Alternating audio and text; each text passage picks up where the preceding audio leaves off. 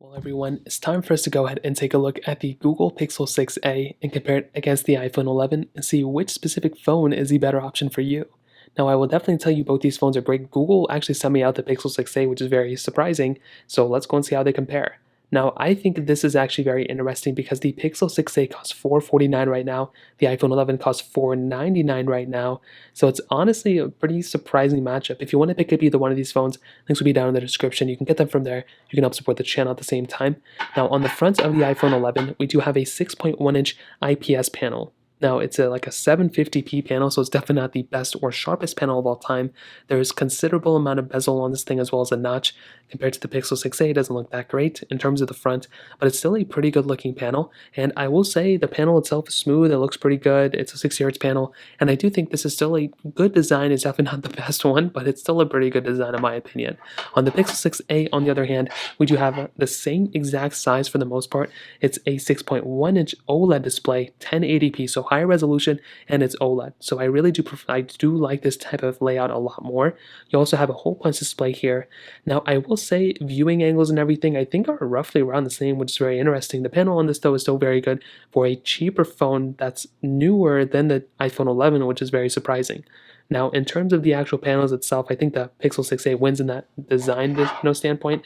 In terms of thickness and thickness, it's a little bit of a different story as well. We do have a little bit, I think, of a thicker design on the iPhone 11 than the Pixel 6a, but that's not really a big deal. And honestly, sometimes with thicker phones, you do get a little bit better of a feeling, I would say. Kind of the same feeling on both too, but the Pixel 6a seems a little bit more flat, so take that as you will. On the back, we do have a very interesting setup. So we have dual camera setups on both, which is really cool to see. I love having a dual camera setup on the iPhone 11. It's pretty much the same thing as the Pixel 6a for the most part. Glass backs on both as well, which is really interesting because the Pixel 6a does not have wireless charging. Typically, you don't see a phone with a glass back that doesn't have wireless charging. OnePlus is notorious of doing this. On these two phones, pretty much the same thing, which is very, very strange. But the iPhone 11 does have wireless charging, so that is a really cool thing to remember. IP certification on both as well. And in terms of the outside, that kind of covers it up. I mean, there's not really like too many crazy differences. There's not really like too many crazy differences between both. I think both phones have, their highs and lows. I think the design is probably better on the Pixel 6a just because it does have a whole punch display and everything like that. But I do think the iPhone 11 does carry, things with it because of wireless charging. And I do think it still looks like a pretty good phone for being a 2019 kind of somewhat budgetier device. Now, in terms of software and longevity, how both these phones are going to be lasting is very interesting because the iPhone 11 came out in 2019, so it's already on its third year of software support. And because of that, this phone is probably going to be not lasting as long as the Pixel 6a, but it's still going to be coming fairly close.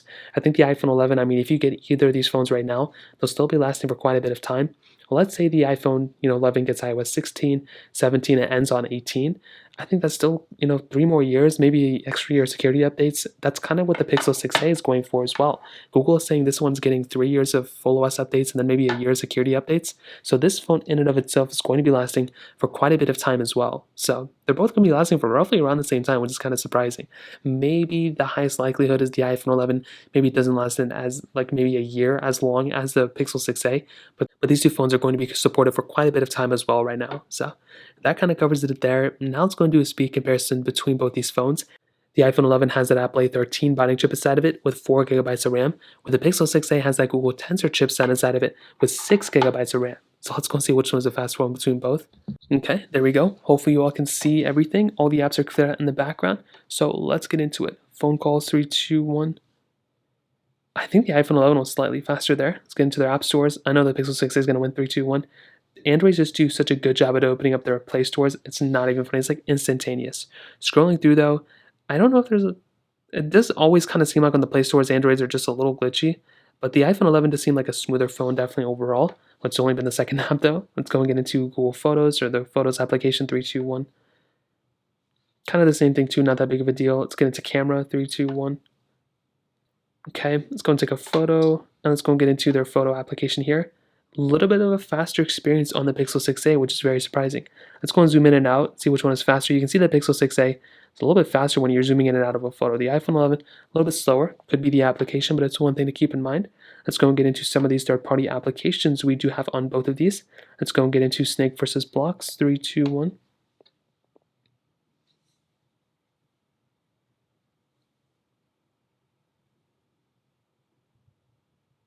Okay, let's go and hop out of here. I kind of like froze for a second. Both at 3, 2, 1. And iPhone 11 a little bit slower. Let's go and get into Dropbox 3, 2, 1. Okay, Pixel 6a I think is faster. Quizlet 3, 2, 1. I think the Pixel 6a was faster there too. Let's go and get into Temple Run 2, 3, 2, 1. So we do have downloading content here, so keep that in mind. Maybe give it like an extra like half a second, leeway to the iPhone 11. But even then, it was still fairly close. Maybe the iPhone 11 was gonna be the faster one, but that one honestly was like fairly close between both. Facebook 3, 2, 1.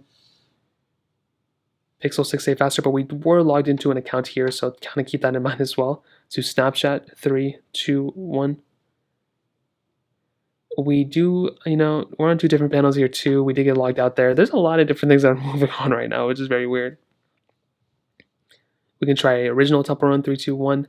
I will tell you there's probably going to be some differences here too. Maybe one's logged in, one's not. So this one is logged in. And the iPhone 11 had to restart a game. So there's a lot of different moving pieces here. And I wish it was as easy as just opening up an application sometimes. But as you can see, there was a lot of conflicting stuff.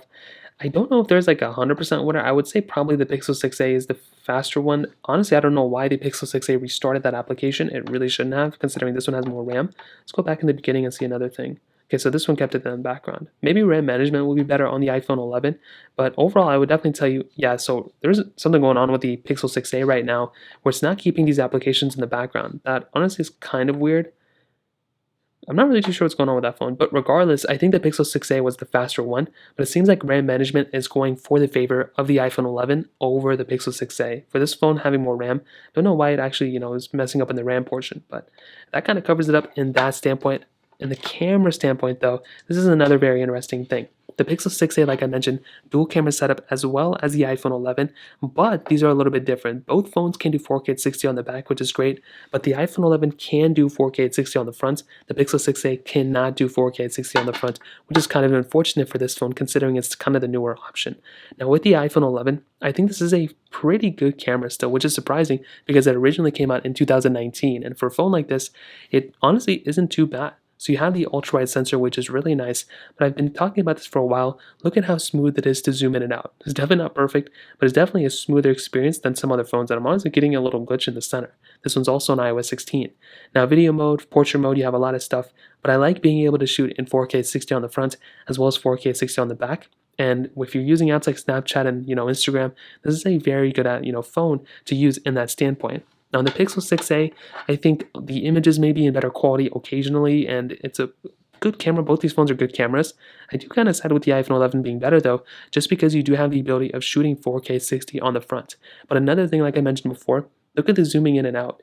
You can see it's definitely not as smooth. It's just so much of a glitchier experience, and I've had this not only with Pixels, but a lot of Android phones in general. So it's not just the Pixel 6a, it's pretty much with every single Android phone I've had, and it's honestly kind of annoying. But I do appreciate having a phone like this at the Pixel 6a quality level because it is kind of a cheap phone that you can buy. You still have a few modes built in. You have a lot of different things built in as well. I would probably say the iPhone 11 is a better phone in the camera department, but the Pixel 6a does kind of win, I think, for being a cheaper phone and still having a pretty solid camera. So that kind of takes us to the end of the video, and if I'm being completely honest, I do think the Pixel 6a is a pretty good deal. I think it's actually for $449.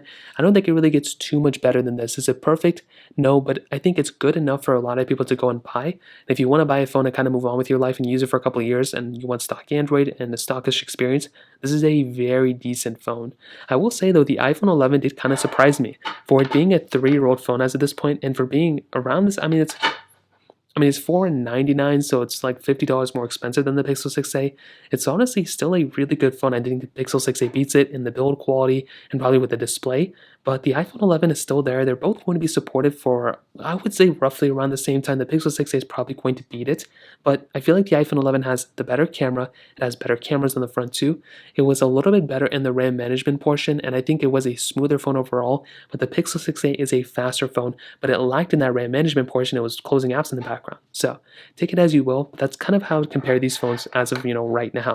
If you have any other thoughts or questions, please let me know in the comment section below. Hit the like button, that would mean so much, but definitely hit that subscribe button. More importantly than everything else, I love every single one of you guys. Hopefully I'll catch you guys in the next video. Peace out till then.